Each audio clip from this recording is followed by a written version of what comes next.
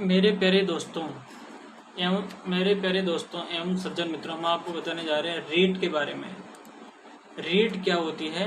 रीट अर्थात की याचिकाएं। साधारण भाषा में याचिका क्या होती है, कौन दायर कर सकता है, कब दायर, कहाँ, कैसे दायर कर सकते हैं, उसके बारे में हम आपको संक्षेप में बताएंगे। तो याचिकाएं जो होती है, रीट जो होती है, वो कहाँ दायर की जाती है और रीट के बारे में क्या प्रावधान है, तो संक्षेप में हम थोड़ा परिचय दे देते हैं। रीट सुप्रीम कोर्ट या उच्च न्यायालय का एक लिखित आदेश है। रीट सुप्रीम कोर्ट या उच्च न्यायालय का एक लिखित आदेश है जो भारतीय नागरिकों को उनके मौलिक अधिकारों के उल्लंघन के खिलाफ संवैधानिक उपचार का आदेश देता है। भारतीय संविधान में अनुच्छेद 32 संवैधानिक उपायों से संबंधित है, जो एक भारतीय नागरिक अपने मौलिक अधिकारों के उल्लंघन के खिलाफ भारत के सर्वोच्च न्यायालय और उच्च न्यायालय से मांग सकता है। वही लेख सर्वोच्च न्यायालय को अधिकारों के परिवर्तन के लिए रीट जारी करने की शक्ति देता है, जबकि उच्च न्यायालय के पास अनुच्छेद 226 के तहत समान शक्ति है। रीट मुख्य रूप से कितने प्रकार की होती है वो हम आपको बता देते हैं। रीट जो होती है, बंदी प्रत्यक्षीकरण, परमादेश, सर्टिओरी, को वारंट और निषेध रीट। ये 5 तरह की जो रीट होती है, जिसके बारे में हम आपको संक्षेप में बताएंगे। तो रीट के प्रकार कौन कौन से हैं, तो बढ़ते हैं इसी क्रम में आगे। रीट के प्रकार जो हैं, भारत का सर्वोच्च न्यायालय नागरिकों के मौलिक अधिकारों का रक्षक है। उसके लिए उसके पास मौलिक और व्यापक शक्तियां हैं। ये नागरिकों के मौलिक अधिकारों को लागू करने के लिए 5 प्रकार के रीट जारी करता है। रीट 5 प्रकार की होती है। 5 प्रकार की कौन कौन सी होती है हम आपको संक्षेप में बता देते हैं कि 5 प्रकार की रीटें कौन कौन सी हैं। तो सबसे जो पहली जो रीट है, बंदी प्रत्यक्षीकरण, हेबस कॉर्पस।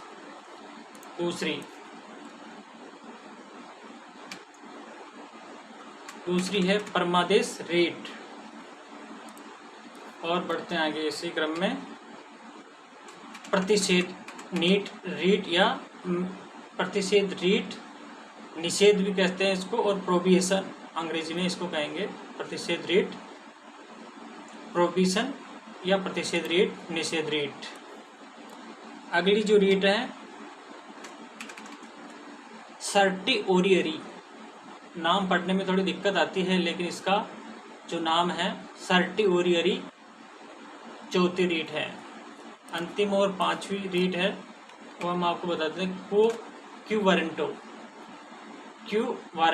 ये 5वीं रीट है। अब इनको संक्षेप में कौन सी रीट कब काम आती है उसके बारे में बढ़ते हैं आगे।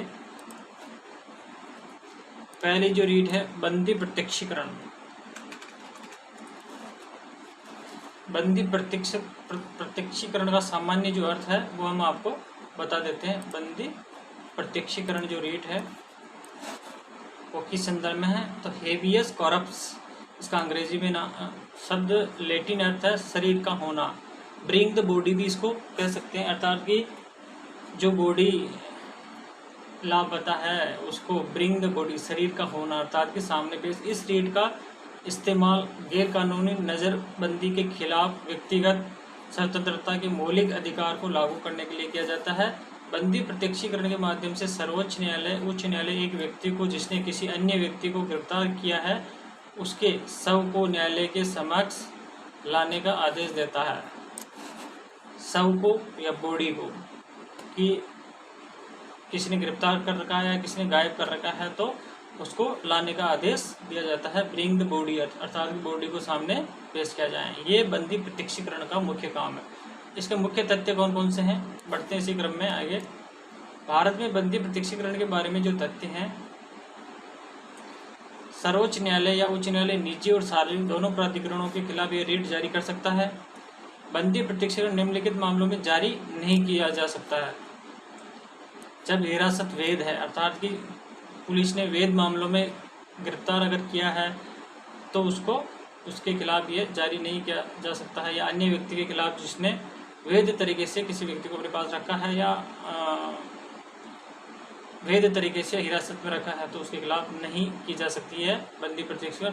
जब कार्यवाही किसी विधायिका या न्यायालय की अवमानना के लिए हो तब भी ये नहीं किया जा सकता है। नज़रबंदी एक सक्षम अदालत द्वारा है, किसी न्यायालय द्वारा अगर नज़रबंदी कराई गई है। नज़रबंदी का मतलब है कि वो नज़र से बंद है, अर्थात कि वो दिखाई नहीं दे रहा है, उसको गायब कर रखा है, उसे नज़रबंदी साधारण भाषा में कह सकते हैं। अर्थात कि नज़रबंदी कराई हुई है अदालत द्वारा तब भी बंदी प्रत्यक्षीकरण नहीं किया जा सकता है, अर्थात कि हेबस कॉर्पस। हिरासत में रखना अदालत के अधिकार क्षेत्र से बाहर है तब भी ऐसा नहीं किया जा सकता। अब बढ़ते हैं दूसरी रीट, परमादेश रीट। परमादेश रीट के बारे में बढ़ते हैं।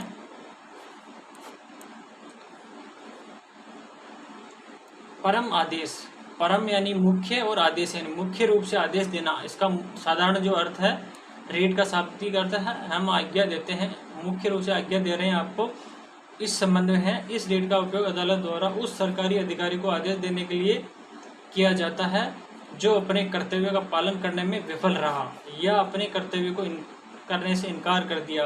अपना काम फिर से शुरू करने के लिए सार्वजनिक अधिकारियों के अलावा एक ही उद्देश्य के लिए किसी सार्वजनिक निकाय, एक निगम, एक अवर न्यायालय, एक न्यायाधिकरण या सरकार के खिलाफ परमादेश जारी किया जा सकता है। अब आपको ये समझना है कि परमादेश किसके खिलाफ किया जा सकता है। तो एक ही उद्देश्य के लिए किसी भी सार्वजनिक निकाय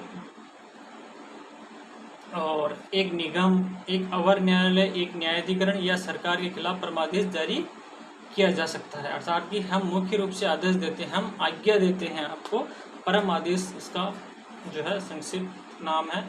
अब बढ़ते हैं परम आदेश के मुख्य तथ्य कौन कौन से हैं।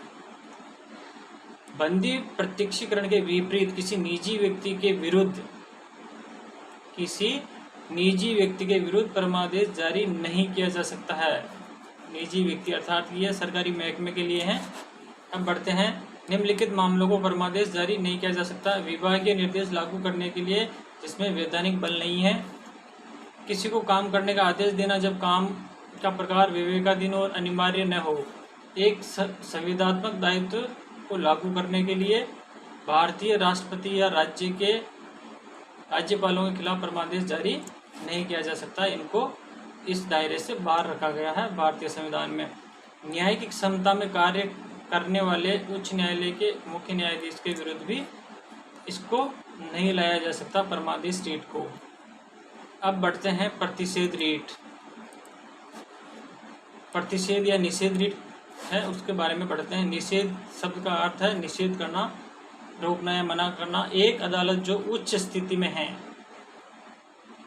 एक अदालत के खिलाफ एक निषेध रीट जारी करती है जो बाद में अपने अधिकार क्षेत्र से अधिक होने से रोकने के लिए या उस अधिकार क्षेत्र को हड़पने से रोकने की स्थिति में जो उसके पास नहीं है, ये निष्कृत अर्थात ये इसे न्यायिक रीट भी कहा जाता है।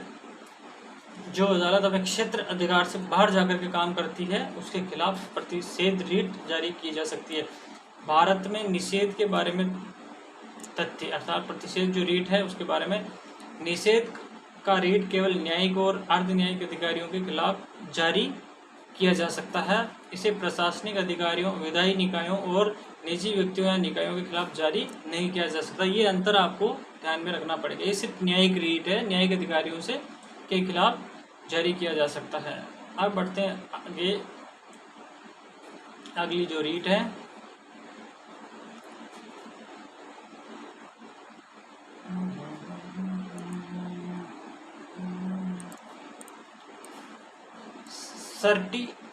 सर्टिओरियरी जो रीट है उसके बारे में पढ़ते हैं।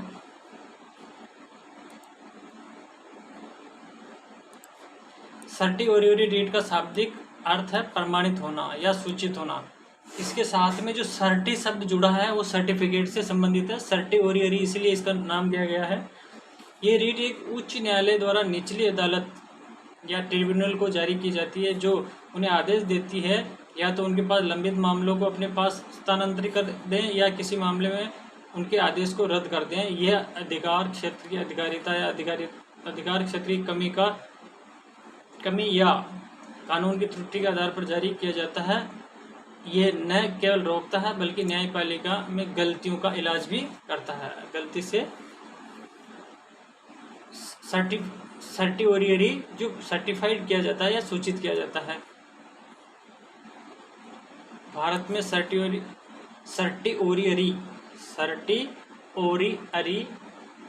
के बारे में मुख्य तथ्य कौन से हैं? बढ़ते हैं इसी क्रम में आगे।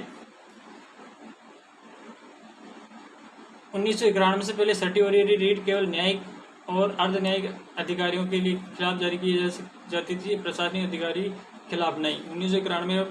1991 के बाद सुप्रीम कोर्ट ने फैसला सुनाया कि व्यक्तियों के अधिकारों को प्रभावित करने वाले प्रशासनिक अधिकारियों के खिलाफ भी सर्टिफिकेट जारी किया जा सकता है।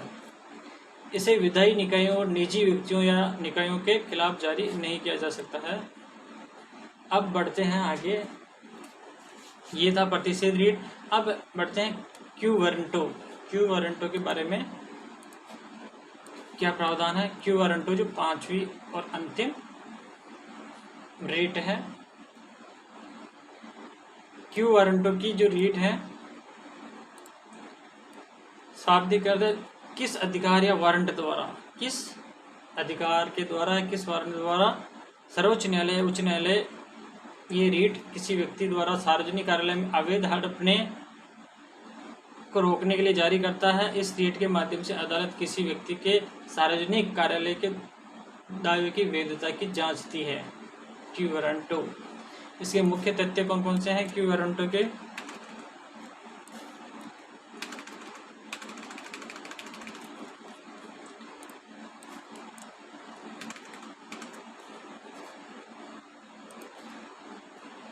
क्यू वारंटो तभी जारी किया जा सकता है जब किसी कानून या संविधान द्वारा सर्जित स्थायी स्वरूप का वास्तविक सार्वजनिक कार्यालय शामिल हो। इसे निजी या मंत्री स्तरीय कार्यालय के खिलाफ जारी नहीं किया जा सकता है।